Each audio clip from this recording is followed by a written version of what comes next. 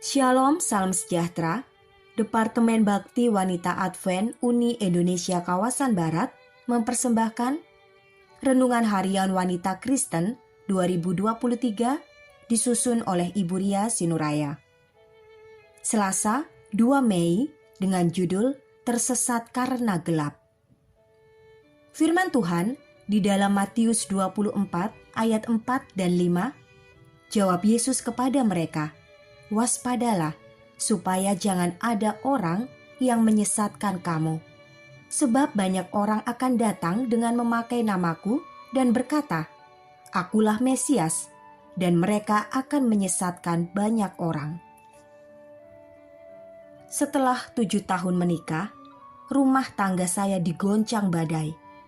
Seorang sahabat melihat suamiku tengah bergandengan mesra dengan seorang wanita di sebuah pusat perbelanjaan. Memang rumah tangga kami belum dikaruniai anak saat itu, tapi hubungan kami sebagai suami istri sebenarnya cukup harmonis. Mendengar berita itu dan kabar-kabar tak sedap lainnya, saya sangat terpukul. Sejak itu, doa dan air mata menemani malam-malam penuh luka. Saya hanya dapat mengadu kepada Tuhan untuk memohon kekuatan dan kesabaran. Suami adalah belahan jiwa, sebab itu saya tak ingin berpisah dengannya kecuali dipisahkan oleh maut. Dalam doa yang tidak berkeputusan, saya mohon agar Tuhan mengembalikan suami saya, dan mukjizat Tuhan terjadi. Setelah hampir 2 tahun dibelenggu oleh dosa, suami akhirnya menyadari kesalahannya dan bertobat. Kuasa Tuhan memang luar biasa. Peristiwa itu terjadi 22 tahun yang lalu. Saat ini, rumah tangga kami rukun meskipun tanpa keturunan.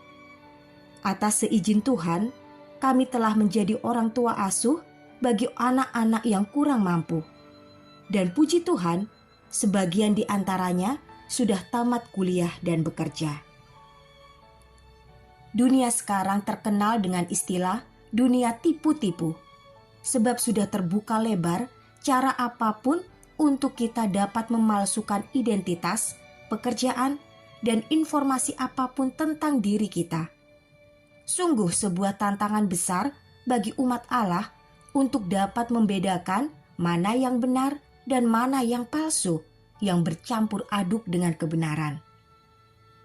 Yesus telah mengamarkan bahwa akan ada sosok manusia yang mengaku bahwa dia adalah Mesias, orang yang ditunggu-tunggu untuk menyesatkan banyak orang.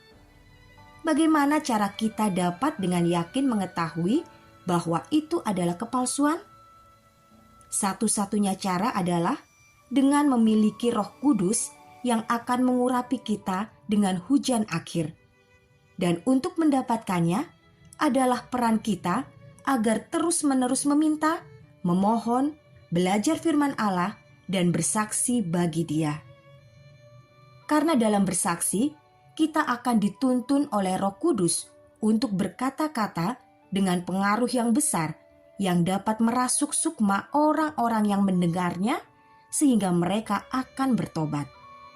Dan bukan hanya melalui kuasa kata-kata saja, kita yang telah mendapat curahan Roh Kudus akan diberi terang sehingga dapat membedakan mana yang benar dan mana yang salah.